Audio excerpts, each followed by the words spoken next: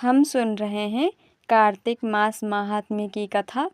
आइए शुरू करते हैं। ओम श्री गणेशाय नमः।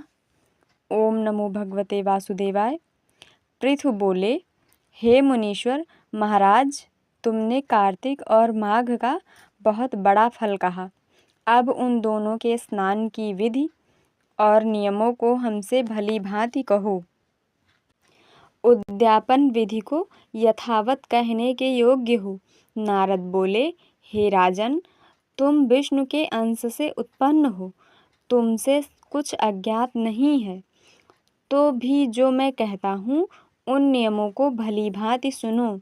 आश्विन महीने में जो शुक्ल पक्ष की एकादशी होती है, उस एकादशी से कार्तिक व्रत का आरंभ आलस्य रहित होकर करें।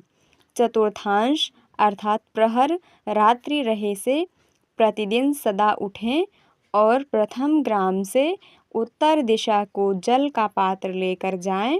दिन में संध्या के समय कान पर यज्ञोपवीत स्थापित कर उत्तर को मुख करके भूमि में तृण बिछावे और सिर को वस्त्र से ढांक लें।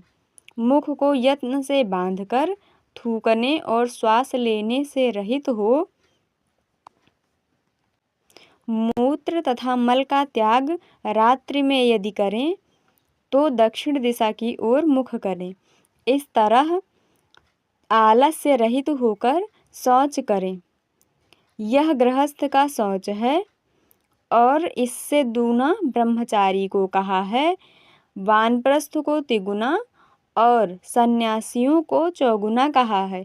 जो शौच दिन में कहा है उसका आधा रात में कहा, उसका आधा रोगी को कहा है और रोगी का आधा मार्ग में कहा है। शौच कर्म से रहित मनुष्य की क्रिया निष्फल होती है। मुख शुद्धि से रहित मनुष्य को मंत्र फलदायक नहीं होते हैं। उसके बाद दांतन की और जीभ की शुद्धि भी यत्न से करें। दंत धावन के निमित्त वृक्ष की प्रार्थना आयु, बल, यश, तेज, संतति, द्रव्य, वेद पठन, बुद्धि, हे वनस्पति तू हमको दे, इस मंत्र को पढ़कर 12 अगुल प्रमाण, गूलर आदि दूध के वृक्ष की दातून लेकर दांत शुद्ध करें। क्षयाह तथा व्रत के दिन न करें। पड़वा, अमावस, नवमी, छठी, रविवार तथा चंद्र और सूर्य के ग्रहण में दंत धावन न करें। कांटों का वृक्ष, कपास, संभाल, पीपल, बड, अरंड तथा दुर्गंध युक्त वृक्ष दंत धावन में वर्जित हैं, अर्थात इनके दतून न करें। उसके बाद प्रसन्न मन हो पुष्प, गंध, तांबूल लेकर भक्त युक्त हो विष्णु अथवा शिव के मंदिर में गमन करें। वहाँ देव के पाद्यार्घ्य आदि उपचारों को पृथक पृथक करके और फिर स्तुति तथा नमस्कार करके गीत आदि मंगल करें। ताल, वेणु, मृदंग आदि की ध्वनि से युक्त नाचने वालों समेत गवैयों को फूल, चंदन, पान आदि से सत्कार करें। देवालय में गाने में तत्पर होने से विष्णु का स्वरूप हैं। सतयुग आदि में तप, यज्ञ, दान, जगतगुरु जो भगवान हैं उन्हें प्रसन्न करते हैं। कलयुग में नहीं, अब कलयुग में केवल गान ही की प्रशंसा है। हे राजा, मैंने भगवान से पूछा कि हे देवेश, तुम कहाँ वास करते हो? तब उन्होंने उत्तर दिया, हे नारद, ना तो मैं वैकुंठ में बसता हूँ और न योगियों के मन में। मेरे भक्त जहाँ गान करते हैं वहाँ मैं स्थित रहता हूँ। मेरे भक्तों की गंध, पुष्प आदि से जो पूजा मनुष्यों से की जाए उससे जैसा मैं प्रसन्न होता हूँ वैसा अपने पूजन से नहीं।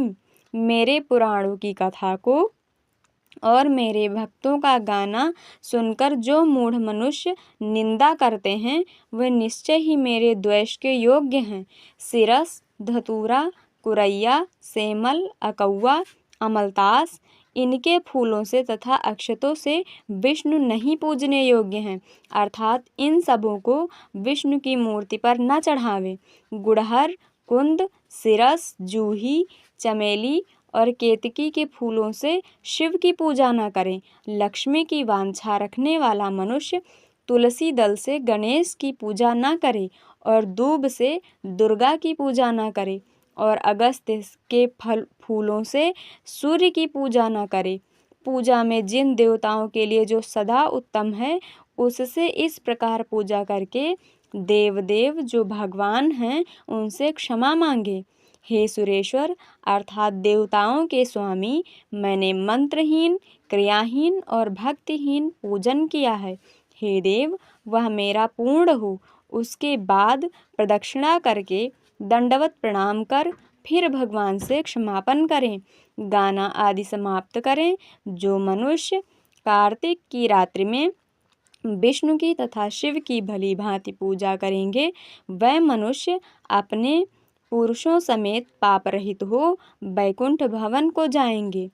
ओम तत्सत। ओम नमो भगवते वासुदेवाय। बोलो भगवान वासुदेव श्री कृष्ण भगवान की जय। बोलो जय जय श्री लक्ष्मी नारायण, जय जय श्री राधा कृष्ण, श्याम रामचंद्र की जय, उमापति महादेव की जय, वृंदावन कृष्णचंद्र की जय, अयोध्या रामलला की जय। बोलो बजरंग बली की जय, उमापति महादेव की जय। बोलो बजरंग बली की जय। बोलो भाई सब संतन की जय। बोलो भाई सब भक्तन की जय। ओम नमः पार्वती पतये। हर हर महादेव। जय जय श्री राधे, जय जय श्री राधे। आज का 5वां अध्याय पूर्ण हुआ। यहीं पर कल हम इसके आगे की कथा सुनेंगे। धन्यवाद।